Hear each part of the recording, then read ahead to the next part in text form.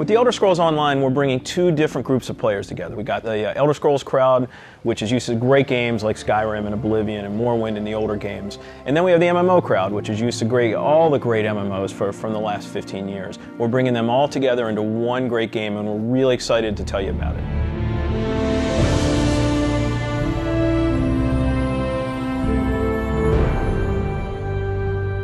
Elder Scrolls Online, everything you need to know about it is right in the name. It's Elder Scrolls, but it's online.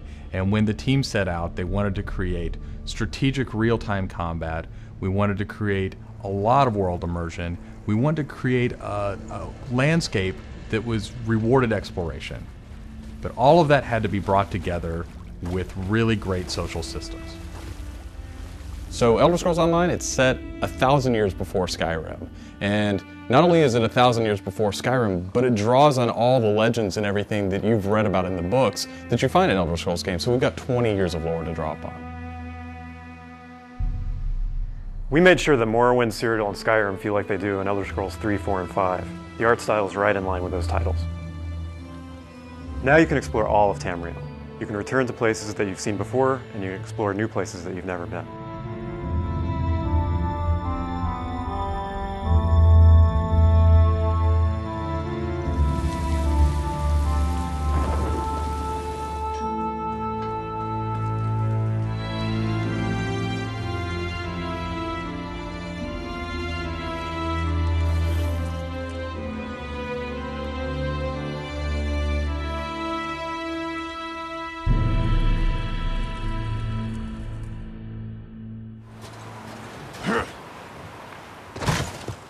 This is an Elder Scrolls combat system.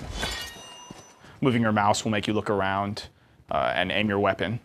You can tap your left click to attack, hold it to power, hold your right click to block, and of course sprinting, crouching, and sneaking around play a role.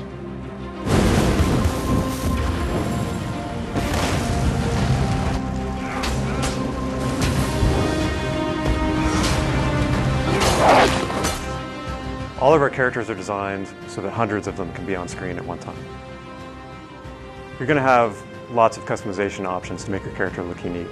You'll find Dwarven armors, Daedric armors, Elven armors, basically all the types of armor styles and customization options that you expect from an Elder Scrolls game and the Elder Scrolls lore. By far the worst experience of any online game is at its launch when you're trying to find your friends. You can't find people, you create a character on one shard and then you find out everyone else is on another shard and you have to move. That experience is not good. So we are not going to have shards. We have a technology we call Mega Server where all players are on one server. So all your friends are right there, you just create a character, you click play and you go. The game is smart about where to put you. They put you in game spaces with your friends, with your guildmates. It's a way to be connected with everyone and the game figures out where to put you. So with Elder Scrolls Online, one of the big things is that you'll be able to get together with your friends and overcome obstacles. So things like public dungeons, heroic dungeons, but most importantly, when you participate with your friends or even just with strangers, you're not competing for resources. You're all working together to overcome something and you get equal credit for that. As a player, you're able to start off by picking one of 9 races. You'll be able to pick a class, so that's just the start though. From there, all of the choices you make with quests, all of the choices you make in which abilities you choose, which weapons you use, which armor you use, really help make your character stand out in the world. The basis for the customization system in Elder Scrolls Online is that you can use whatever weapon or armor type you actually want to use. You can play as a heavy armor character who's a tank with bow, or you can play as a mage who uses a two-handed weapon, or you can play as a sneaky guy who runs around healing people. With the combination that you've selected out of what armor type you use, what weapon type you use, and what class you use, really creates a unique character experience for you. Oh one of the things you're going to be able to do that's going to make you stand out is you have perks. For instance, perks allow you to become a werewolf or a vampire, or maybe even have special pets. But it's not just about that. There are other things like how you increase your stamina, how you increase your magic, or how you increase your health that really take you from your initial class choice, and it makes you stand out because you're saying, these are the things that are important to me. This is the way I want to play. This is the role I want to take in combat.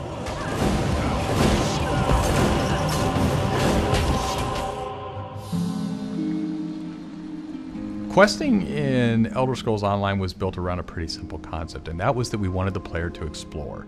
And we wanted, when the player explored, for them to be able to see something around a corner and say, oh, well, I was on this quest, but now I see something over there that's really interesting. And so they had this decision point of, which thing do I do next? And that's really where we want the player to go. It's not what do I do next, it's which one of these things do I do next. The way a player finds quests in our game is really through exploration. As they wander around the world, we have an on-screen compass, and that really points out the areas of opportunity or points of interest to the player. When the player finds a point of interest in the world, this is really where all of our story content is. And they're an opportunity for the player to make a change in the world. And a really good example of that is there's a werewolf invasion. When the player gets there, they fend off the werewolf invasion, they save the town, and every time you come back to that village, you'll be remembered and thanked by the villagers. The werewolves will be gone just like you would have in Oblivion as the hero of Clutch. Once you hit level 50, that's really where the game opens up. At this point, you're going into Cyrodiil to PvP, or you're deciding you want to go on a heroic raid with your guild and your friends, or maybe you might go into an adventure zone, which is our way of getting you into a zone where you can play solo, you can play with a small group, or you can play with a really large group to overcome obstacles.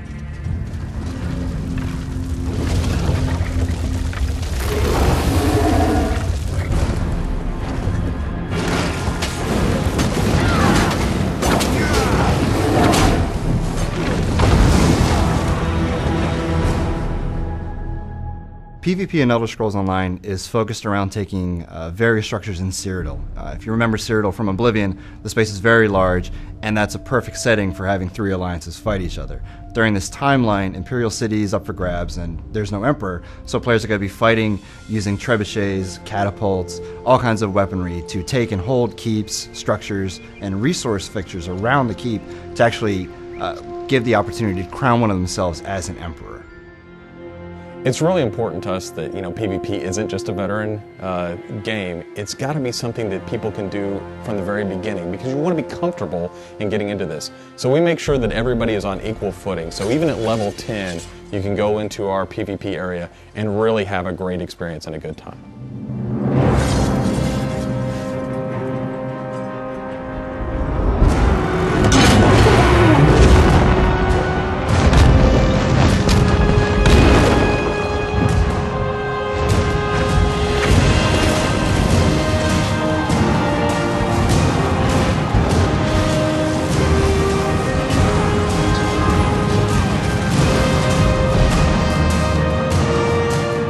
With a game the size of the Elder Scrolls Online, it's really hard to, in one demo, one presentation, one video, to list everything about the game.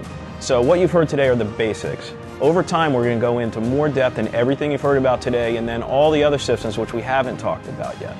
All these elements are going to come together and make Elder Scrolls Online the next great online RPG.